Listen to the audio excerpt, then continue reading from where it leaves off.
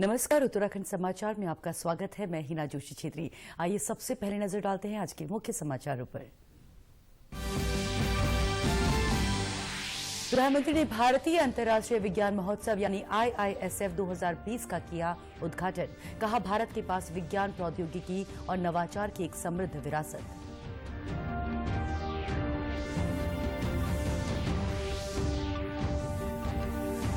विधानसभा के शीतकालीन सत्र के दूसरे दिन प्रस्तुत किए गए कई विधेयक।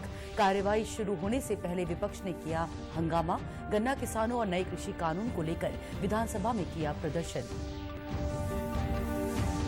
केंद्रीय शिक्षा मंत्री रमेश पोखरियाल निशंक ने शिक्षकों और छात्रों के साथ किया संवाद। कहा, जनवरी और फरवरी में CBSE बोर्ड की परीक्षा संभव नहीं। स्कूल स्तर पर आर्टिफिशियल इंटेलिजेंस की पढ़ाई लाने वाला दुनिया का पहला देश होगा भारत। और कोविड-19 संक्रमण के बढ़ते प्रभाव को देखते हुए राजधानी देहरादून में प्रशासन ने जारी किया नया आदेश। अब क्रिसमस और नए साल पर होटल, बार, रेस्टोरेंट और अन्य सार्वजनिक स्थलों पर कार्यक्रम और पार्टी के आयोजन की अनुमति नहीं। अब समाचार विस्तार से। प्रधानमंत्री नरेंद्र मोदी ने आज भारतीय अंतर्राष्ट्रीय विज्ञान महोत्सव यानी IISF 2020 का वीडियो कॉन्फ्रेंसिंग के माध्यम से उद्घाटन किया। इस दौरान उन्होंने कहा कि भारत के पास विज्ञान, प्रौद्योगिकी और नवाचार की एक समृद्ध विरासत है। उन्होंने कहा कि हमारा सारा प्रयास भारत को वैज्ञानिक सीख के लिए सबसे भरोसेमंद केंद्र बनाना है।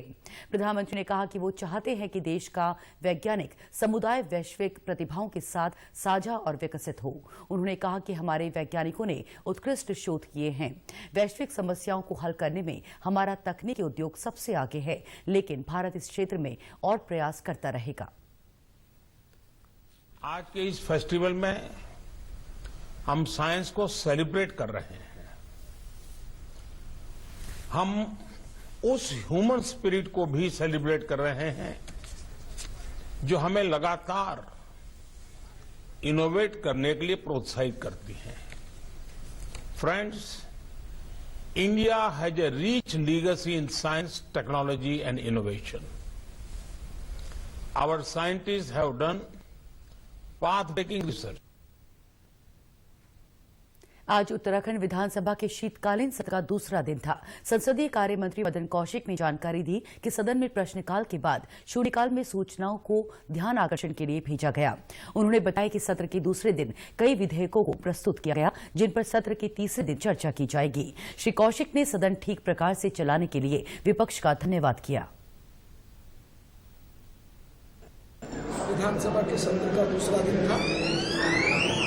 प्रश्नकाल के बाद शून्यकाल में जो सूचनाएं थी उन सबको ध्यान आकर्षण के लिए दिया गया। उससे अलग 299 एक सूचना थी जिसमें माननीय एजेंसी ने निर्देश दिए कि समय पर आवश्यकता पड़ने पर हम करेंगे, सूचना को अग्राह्य कर दिया। इससे अलग जो हमारे विधेयक थे उनका टेबल हो गए, प्रस्तुत हो गए। कल संभवतः उन पर चर्चा होगी। आज कार्यमंत्रणा में तय किया जाएगा। बाकी सदन ठीक प्रकार से चलाने के लिए मैं विपक्ष को भी धन्यवाद देता हूं। वहीं सदन की कार्यवाही शुरू होने से पहले ही विपक्ष ने गन्ना किसानों के बकाया भुगतान और नए कृषि कानून को लेकर जमकर हंगामा किया। कांग्रेस के विधायक प्रतीकात्मक रूप से हाथों में गन्ना लेकर विधानसभा पहुंचे। इस दौरान पुलिस प्रशासन की ओर से विधायकों को विधानसभा के बाहर ही रोक दिया गया। विधायकों और पुलिस अधिकारियों के बीच बहस भी हुई। खबर लिखे जाने तक सदन की कार्यवाही जारी थी। केंद्रीय शिक्षा मंत्री डॉक्टर रमेश पोखरियाल निशंक ने कहा है कि जनवरी या फरवरी में CBSE बोर्ड की परीक्षाएं नहीं होंगी, लेकिन फरवरी के बाद परीक्षा कब होगी इस पर विचार किया जा रहा है। शिक्षा मंत्री ने आज देश भर के शिक्षकों के साथ सीधा संवाद स्थापित किया। इस दौरान उन्होंने कहा कि जो वर्तमान परिस्थितियां हैं उनके अनुसार फिलहाल फरवरी तक बोर्ड की परीक्षा नहीं होगी। संवाद के दौरान शिक्षा मंत्री ने कहा कि जिस तरह शिक्षा नीति पर शिक्षकों से चर्चा की गई थी, उसी तरह से बोर्ड परीक्षाओं पर भी वो छात्रों और शिक्षकों के विचार जानना चाहते हैं। शिक्षा मंत्री ने कहा कि नई शिक्षा नीति के तहत स्कूली शिक्षा में ही आर्टिफिशियल इंटेलिजेंस लाई जाएगी। भारत दुनिया का पहला देश बनेगा जहां स्कूली स्तर पर ही आर्टिफिशियल इंटेलिजेंस की पढ़ाई शुरू होगी। कोरोना काल के इस महासंकट में जब चारों तरफ हमारे सामने चुनौतियां थी और कठिनाइयां थी, मुश्किलों के उस दौर में भी आप सभी अध्यापकगण ने जिस सूझबूझ के साथ काम किया है और बच्चों को जिस तरीके से संभाला है, मैं समझता हूं कि वो अपने आप में एक बहुत अद्भुत है। शिक्षा मंत्री अरविंद पांडे ने कहा कि कोविड महामारी की वजह से इस साल छात्रों की पढ़ाई प्रभावित हुई है, इसलिए 10वीं और 12वीं की बोर्ड परीक्षा को देखते हुए उन्होंने शिक्षकों से अपील की है कि वो छात्रों के हित और राष्ट्र के हित को देखते हुए अवकाश न लें और छात्रों को पढ़ाएं। उन्होंने शिक्षकों से अपील की अगर वो छात्रों को शीतकालीन अवकाश के दौरान पढ़ाना चाहते हैं तो वो पढ़ा सकते हैं और राष्ट्रहित में अपना योगदान दे सकते हैं। और इस चुनौतीपूर्ण माहौल में मैं बिना किसी टिप्पणी के और किसी पे कोई मैं कहीं से कहीं तक लांछन नहीं लगा रहा हूँ। मैं एक निवेदन करना चाहता हूँ, विद्यालय शिक्षा मंत्री होने के नाते शिक्षक बंधुओं से निवेदन करना चाहता हूँ कि यह समय इम्तहान के लिए है। बड़े मन के साथ आप सब लोग साथ दें, क्योंकि कुछ ही दिन बचा है बोर्ड के एग्जाम होने में, बच्चों के एग्जाम होने में। तो मैं सहयोग के तौर पर अपील करना चाहता हूँ कि उनकी भी राष्ट्रभक्ति है ये। इससे देशभक्ति के निमित्त सभी शिक्षकों का सकारात्मक सहयोग मिलेगा कि हाँ, हम सब लोग अपनी छुट्टी को हम नहीं लेना चाहते और इस साल हम बच्चों को पढ़ाना चाहते हैं। प्रदेश में आज कोरोना के 611 नए मामले सामने आए हैं। वहीं एक्टिव मामलों की संख्या 5512 है। प्रदेश में अब तक 1439 कोरोना संक्रमित मरीजों की मृत्यु हो चुकी है। इस बीच कोविड-19 संक्रमण के बढ़ते प्रभाव को देखते हुए राजधानी देहरादून में प्रशासन ने नया आदेश जारी किया है। जिलाधिकारी द्वारा जारी आदेश में क्रिसमस और नए साल यानी 31 दिसंबर 2020 और 1 जनवरी 2021 पर जनपद में होटल, बार, रेस्टोरेंट और अन्य सार्वजनिक स्थलों पर सामूहिक कार्यक्रम और पार्टी के आयोजन की अनुमति नहीं होगी। उधर रामनगर संयुक्त अस्पताल में रुपए लेकर बिना जांच कराए कोविड की फर्जी नेगेटिव रिपोर्ट जारी करने का मामला सामने आया है। इस अस्पताल के कर्मचारियों पर आरोप है कि वो अब तक 100 से ज्यादा युवाओं को कोविड की फर्जी नेगेटिव रिपोर्ट जारी कर चुके हैं। दरअसल ये सभी युवक कोटद्वार में 27 दिसंबर को सेना की भर्ती में शामिल होने जा रहे हैं, जहां कोविड रिपोर्ट के साथ पहुंचना अनिवार्य किया गया है। आरोप है कि कर्मचारी इनसे 500 से 1000 रुपए लेकर 21 दिसंबर को ही 27 दिसंबर की फर्जी नेगेटिव रिपोर्ट तैयार कर रहे हैं। हम यहाँ कोविड की 19 की जांच कराने आए थे, जो कि आर्मी रिक्रूटमेंट रैली के लिए था। तो हम नेगेटिव रिपोर्ट कराने आए थे, तो यहाँ पे अवैध पैसा लिया गया है हमसे। पंजाबों के 500 से लेके 1000 रुपये तक हर पर बच्चे का लिया गया है, बिना जांच के। वो भी रिपोर्ट सबको नेगेटिव दी गई है। यहाँ से 100 से ज़्यादा बच्चे का वो रिपोर्ट हुआ गया है हमारे जो कि कैंप के। कोविड नोडल अधिकारी प्रशांत कौशिक ने बताया कि पहले भी अनियमितताएं पाए जाने पर 2 महीने से इस अस्पताल को एंटीजन टेस्ट किट उपलब्ध नहीं कराई गई है। डॉक्टर कौशिक ने बताया कि उनकी फर्जी स्टैंप और हस्ताक्षर कर रिपोर्ट दी गई है। उन्होंने मामले में एफआईआर दर्ज कराने की बात कही। जहाँ तक रैपिड एंटीजन टेस्ट का है, मेरे को भी इन लोगों ने अपनी रिपोर्ट दिखाई है। वो 27/12/2020 की है, यानी कि आज से 6 दिन बाद की रिपोर्ट दी हुई है, जिसमें मेरी मोहर लगी हुई है। मेरे हस्ताक्षर नहीं है, हस्ताक्षर भी मेरे नहीं है उसमें, और वो प्रिंट आउट निकला हुआ है।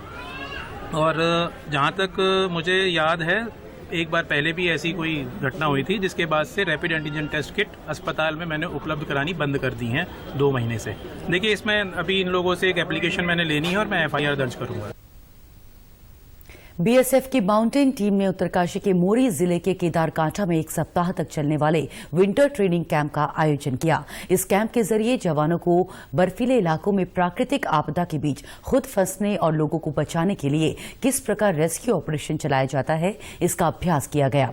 बीएसएफ कमांडेंट महेश कुमार नेगी ने जानकारी दी कि इस प्रशिक्षण कैंप के दौरान माउंटेन टीम ने केदारकांठा में 12,500 फीट ऊंची चोटी का भी सफलतापूर्वक आरोहण किया। साथ ही केदारकांठा इलाके में टीम ने स्वच्छ भारत स्वच्छ हिमालय मुहिम के तहत सफाई अभियान चलाया और वहां मौजूद पर्यटकों को स्वच्छता के प्रति जागरूक किया। जितने भी कोर्स चली थी, उस दौरान हमने अपनी टीओपी चलाई। अपने जो जितने भी इंस्ट्रक्टर हैं उनकी स्किल को और बढ़ाया है, और जो लेटेस्ट ट्रेंड आज की डेट में दुनिया में इस ट्रेनिंग में चल रहे हैं, उससे अपने आप को हमने अवगत कराया गया और अपने कोर्स करिकुलम को भी हमने मजबूत तौर पर रखा। ग्रामीण क्षेत्र में ऊर्जा की आवश्यकता की पूर्ति और प्रदेश के युवाओं कृषकों को स्वरोजगार से जोड़ने के लिए मुख्यमंत्री सौर स्वरोजगार योजना चल रही है। योजना के तहत प्रदेश के पर्वतीय क्षेत्रों में बंजर पड़ी भूमि पर बेरोजगार किसानों को सोलर पावर प्लांट की स्थापना के लिए 15 से 25% तक अनुदान दिया जा रहा है।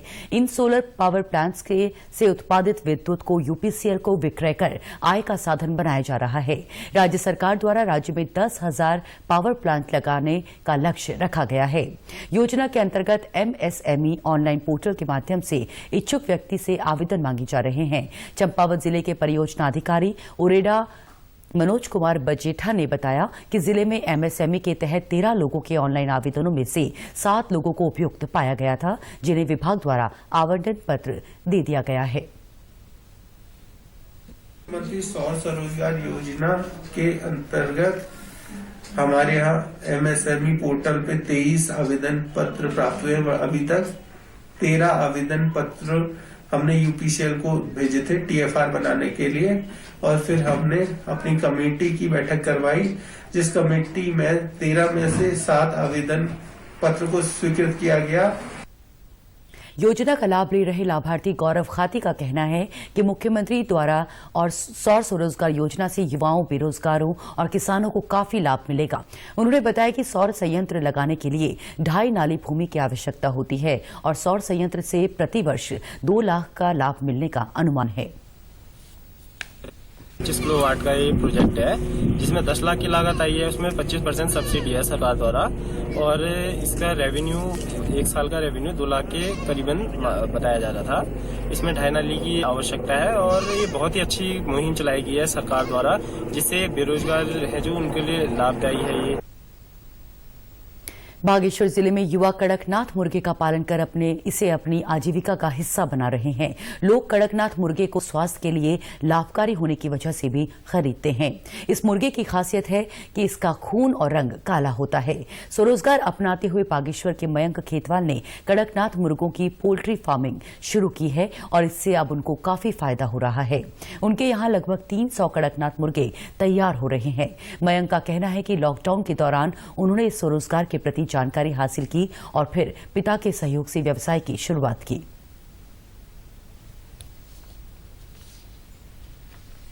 नरेंद्र मोदी जी ने स्टार्टअप प्रोग्राम स्टार्ट किया है, उसी के से इंस्पायर होकर हमने एक छोटी सी पहल पोल्ट्री फार्मिंग शुरू की, जिसमें हमने कड़कनाथ एक ब्रीड है मुर्गों की जो हमने रखी, जिसका कलर ब्लैक कलर का होता है, अंडा भी ब्लैक होता है और काफ़ी पौष्टिक माना जाता है हमारे स्वास्थ्य के लिए और हेल्थ के लिए। तो हमने शुरुआत करते हुए इसमें करीब 300 मुर्गे रखे हुए हैं कड़कनाथ, और बाकी 200 अलग ब्रीड्स रखी हुई हैं, जिसे हम आने वाले टाइम में, जिससे हम चाहते हैं, हमें इसका फ़ायदा मिलने शुरू हो गया है और आने वाले टाइम में हम चाहते हैं कि इसे लार्ज स्केल में करा जाए। मुख्य पशु चिकित्सा अधिकारी डॉक्टर उदय शंकर का कहना है कि क्षेत्र का क्लाइमेट इस प्रजाति के मुर्गों के पालन के लिए बिल्कुल सही है। कड़कनाथ मुर्गे का मांस कैंसर, डायबिटीज, हृदय रोगियों के लिए बहुत ही फायदेमंद होता है। जनपद बागेश्वर में यहाँ के उद्यमी श्री नरेंद्र खेतवाल एवं उनके बेटे श्री मयंक खेतवाल के द्वारा कड़कनाथ मुर्गियों का उत्पादन इस समय किया जा रहा है, जिसमें विभाग द्वारा, पशुपालन विभाग द्वारा उनको पूर्ण सहयोग प्रदान किया जा रहा है। इस कड़कनाथ मुर्गे का जो मीट होता है उसकी बहुत सारी विशेषताएं हैं, जैसे इसमें सामान्य मुर्गी के मीट से बहुत अधिक मात्रा में प्रोटीन ज्यादा होता है, फैट कम होता है और कोलेस्ट्रॉल बहुत कम होता है। तो इसकी वजह से कई बीमारियों में भी इसके मीट का सेवन फायदेमंद बताया जाता है। वहीं कोटद्वार तहसील के रामपुर निवासी कमल सिंह रावत बागवानी के साथ कड़कनाथ मुर्गों का पालन कर रहे हैं। कमल सिंह रावत ने मुर्गी पालन के लिए पंतनगर से प्रशिक्षण लिया। आज उनके पास लगभग 250 मुर्गे हैं और इस व्यवसाय से वो अच्छा मुनाफा कमा रहे हैं। आज वर्तमान समय में मेरे पे 1000 अंडों की हैचरी है, जिसमें से मेरे प्रत्येक महीने यानी कि एक हफ्ते में करीब बहुत ज़्यादा बच्चे निकलते हैं और प्रत्येक दिन मेरे पे 50 अंडे निकलते हैं। तो जो अंडे हैचरी पे नहीं लगते वो 30 रुपये के अंडे प्रत्येक अंडे के हिसाब से मैं बेचता हूँ, और साथ में जो हैचरी पे लगते हैं तो मैं एक 70 रुपये बच्चा बेच देता हूँ। तो 70 रुपये और विद वैक्सीनेशन लगा के देता हूँ, जिससे किसान को फायदा होता है कि उसमें कोई बच्चा की मॉर्टेलिटी नहीं लगभग नहीं बरा होती है। और इसका जो मीट है लगभग स्थानीय रूप से तो ये 850 रुपये केजी करीब बिक जाता है।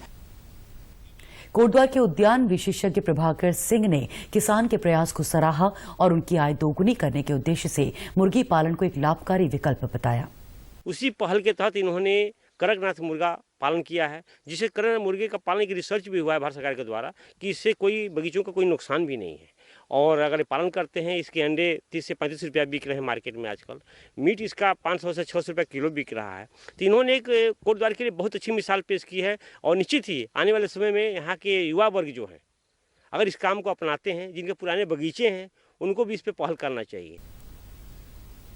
उत्तराखंड की खबरों में आज बस इतना ही। उत्तराखंड की खबरों के लिए आप हमसे सोशल मीडिया के माध्यम से भी जुड़ सकते हैं। हमारा ट्विटर हैंडल है DD News_देहरादून। हमारा फेसबुक पेज है DD News उत्तराखंड और हमारे YouTube channel DD News Uttarakhand को भी आप सब्सक्राइब कर सकते हैं।